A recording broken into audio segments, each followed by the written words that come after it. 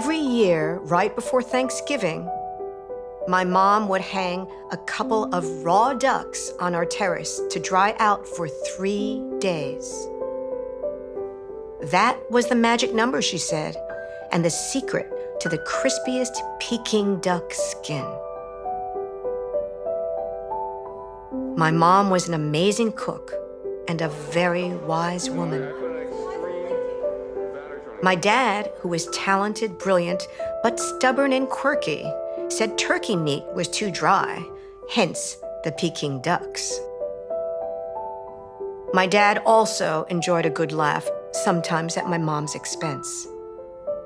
So one Thanksgiving morning, he woke me up at 6 a.m. and barely able to contain his laughter, he whispered, "Mom forgot to hang up the ducks. Come see what she's been doing for the last 2 hours." We quietly tiptoed to the bathroom. The door was left slightly ajar, so we were able to peek inside. And there she was, in her nightgown, frantically blow-drying 2 raw ducks. That night, we feasted on delicious roast duck, not Peking duck, much to my mom's disappointment. But my dad had a ball telling that story to anyone who would listen. All right, it's very exciting. I'll never forget a very special summer evening when I was 12 years old. I was practicing piano, playing the Chopin waltz in C-sharp minor for the very first time. My mom was in the kitchen making dinner, and at 6 p.m., like always, my dad came home from work. But this time, he stands there for a moment, just listening to me play, then races off to the kitchen. And before too long, my parents come out dancing, twirling, and waltzing around the room to my music.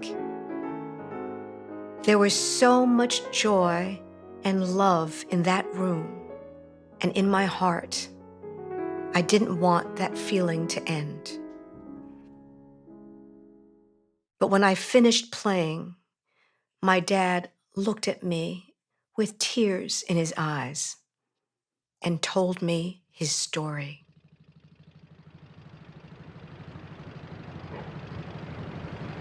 He grew up in Ningbo, China, in a very poor family. He was the oldest of 13 kids, but only 5 survived childhood. In the 1940s, during the Japanese occupation, all the Chinese schools were shut down, and Japanese schools were set up to teach the Chinese students Japanese history, language, and culture. My dad did not think that was right. He believed that Chinese children should grow up knowing about their own history, culture, and language. So he set up an underground school for Chinese students. All the families in Ningbo would secretly bring their kids to his school, and it went very well for a while, until it was discovered by Japanese soldiers. The school was destroyed, and my dad was arrested and imprisoned. A few weeks later, a Japanese prison guard came to him in the middle of the night. It turns out the guard was married to a Chinese woman, and their son was one of my dad's students. The guard set my dad free, but told him that he had to leave the country and never come back. And that's when my dad left his homeland.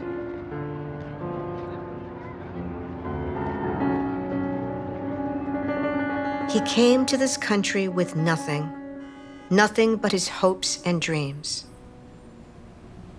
After a while, he got a job, a lousy job, as he put it. Long hours, very little pay. He found a cheap, dingy little room in a basement where he slept at night. He ate 1 meal a day. peanut butter with sesame oil and rice. And soon, he became pretty depressed. But after a few months of saving his pennies, he bought himself a very precious gift, a radio. Newark, New York, a high fidelity station. And that changed his life. Because from that day on, after a long day at work, he'd go back to his dark and dingy little room, eat his peanut butter and rice, turn on his radio, and enter a world of glorious music.